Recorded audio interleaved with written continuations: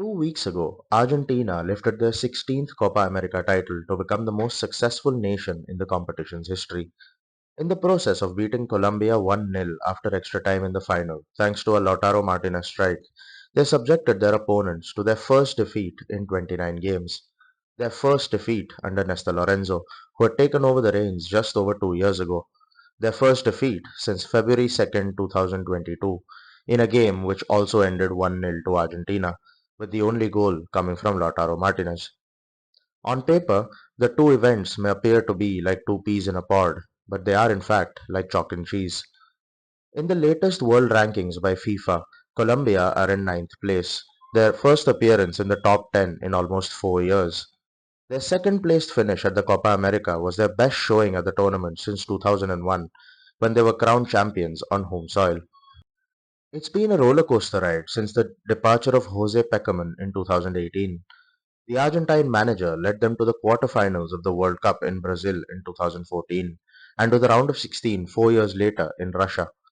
Before this, the nation had only made it past the group stage of the competition once in their entire history. Peckerman's shoes were always going to be big ones to fill, but few would have expected Los Cafeteros to miss out on the plane to Qatar completely in 2022. The aforementioned loss against Argentina 2 years ago was game 16 out of 18 for Colombia in the qualifying phase of the World Cup. The result left them with a deficit that proved unassailable despite wins in their last two matches. The unsuccessful qualifying campaign included embarrassing results like a 6-1 thrashing by Ecuador and a 3-0 loss in Barranquilla against Uruguay, their worst home defeat in 82 years. Ultimately, failure to make it to the World Cup cost two managers, Carlos Queiroz and Reinaldo Rueda, their jobs. Rueda, in his second stint as permanent manager of his home country, didn't survive despite a third-place finish at the 2021 Copa America. Peckerman's assistant in both 2014 and 2018 was his compatriot Nestor Lorenzo, who was appointed as Colombia's head coach in June 2022. A defender in his playing days, Lorenzo's club career was not exactly one to write home about, but he did start Argentina's 1-0 loss to West Germany alongside Diego Maradona and co. in the 1990 World Cup final in Rome. On the touchline alongside Peckerman though, Lorenzo clearly learned quite a lot about what made the Colombians tick.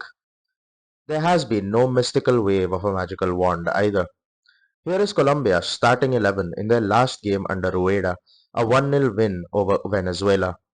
Every single individual here, with the exception of midfielder Wilmar Barrios and now 34-year-old left-back William Tecillo, was part of the squad at Copa America 2024. There have been slight tweaks to the system and the personnel, but it is majorly the erstwhile missing feeling of cohesion and togetherness that has returned under Lorenzo.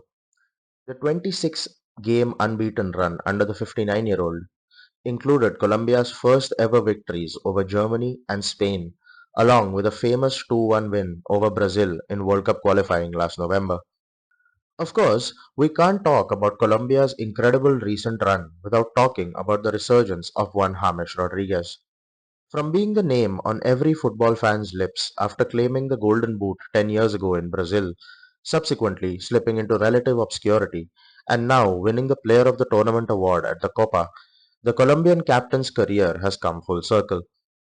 James played an integral role in three successive league titles with FC Porto between 2010 and 2013, but it was at the World Cup in Brazil where he announced himself as a superstar.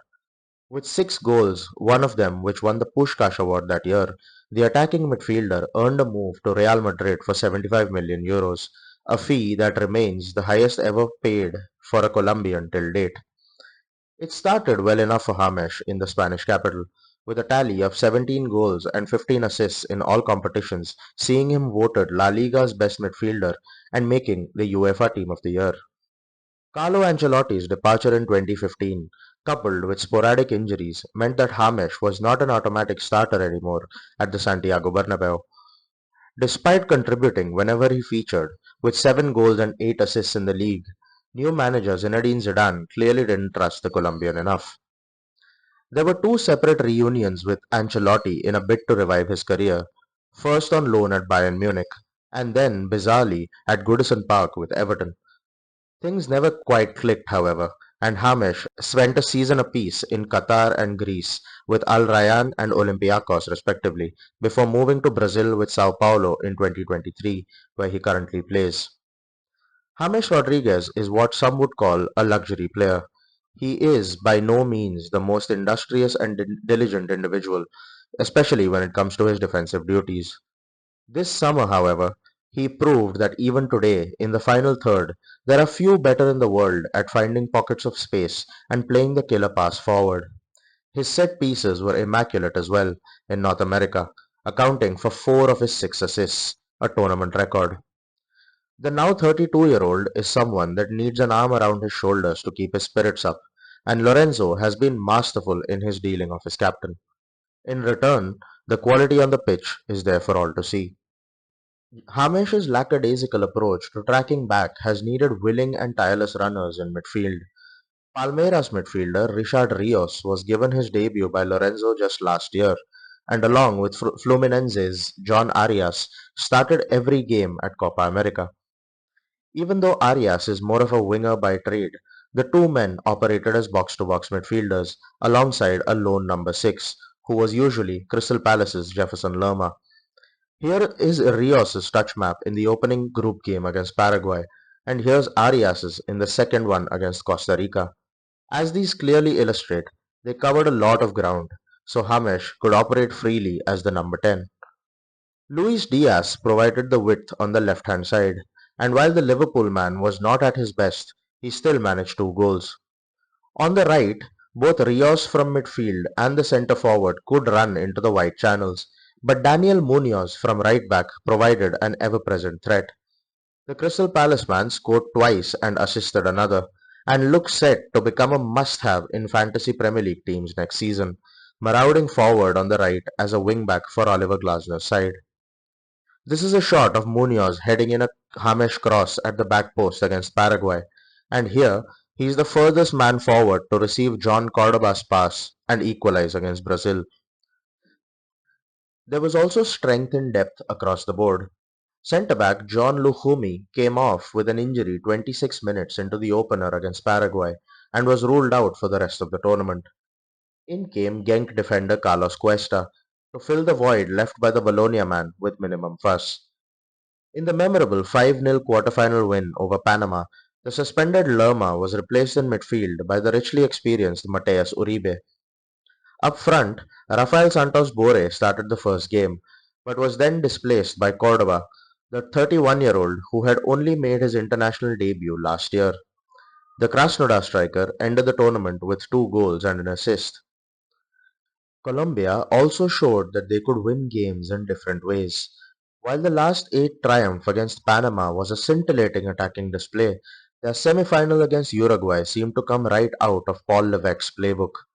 They played the whole of the second half with 10 men and held on to win 1-0 after Munoz saw red for elbowing Manuel Ugarte right before the break. The 2026 World Cup will be held in North America, and the way the qualifying campaign has begun, Colombia will almost surely not be missing out again. If they can continue the steady progress that they have made under Lorenzo, there is no reason why they can't look to match or even better their quarterfinal showing in 2014 at the grandest stage of them all.